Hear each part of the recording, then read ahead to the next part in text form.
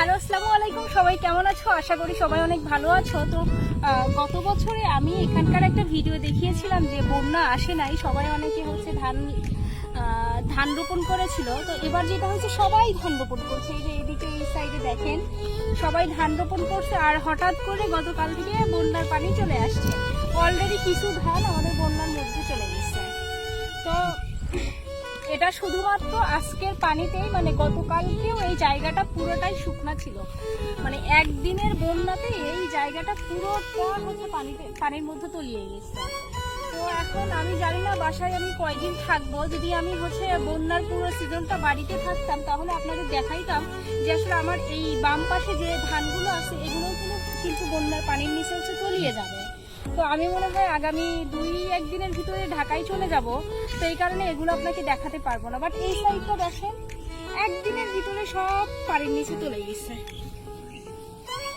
দেখতে পাইছেন? এই যে দেখছেন, এই কারণে আমাদের হচ্ছে যে আমাদের এটা হচ্ছে দারিদ্র সীমার যে একটা নিচে বসবাস করে আমাদের এলাকার লোক, এই কারণেই আর কি। তো আমরা ওই পাশটাতে ছিলাম, ওই পাশটাতে প্রচুর পরিমাণ রোদ। তো আমরা মনে করলাম যে তাহলে আমরা এই পাশটাতে আসি, এই পাশটাতে একটু ছায়া আছে, তো এই কারণে দাঁড়িয়ে থাকা যাচ্ছে। আর দেখতে পাচ্ছেন যে কত সুন্দর হচ্ছে আপনার এই সিনারিটা। যদি হচ্ছে আমি যদি বেশি দিন থাকতাম তাহলে আপনার এই সাইডটাও দেখাতে পারতাম। পুরোটা যখন বন্যার পানির নিচে তলিয়ে যাবে তখন আরো অনেক সুন্দর লাগে।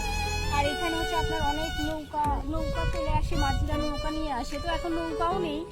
আর দেখছেন তো সব ধান হচ্ছে একটি জায়গা আছে, তো এই কারণে মনে হয় নৌকা নিয়ে আসে নাই। কারণ সবার একটা সবাই ধারণা করতেছে হয়তো বা পানিটা কমে গেলে এই ধানগুলো হবে, তো সেটা নাও হতে পারে। তো দেখা যাক, যখন এই হচ্ছে ধানগুলো একদম তলিয়ে যাবে তখন নৌকা আসবে, কারণ তখন তো আর আসলে ধান তো তখন আর হবে না। এইটাই না।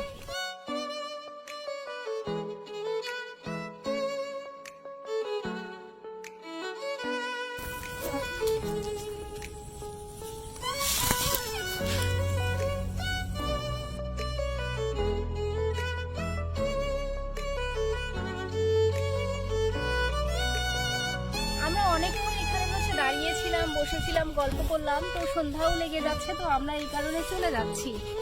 আর দেখি যদি আমি থাকি তাহলে আবার আগামীকাল এসে আরেকটু ভিডিও করব। আর টায়ার্ড লাগতেছে অনেক, মানে এত রোদের মধ্যে আমরা প্রথমে এসেছি, বুঝতে পারিনি যে এত রোদ হবে।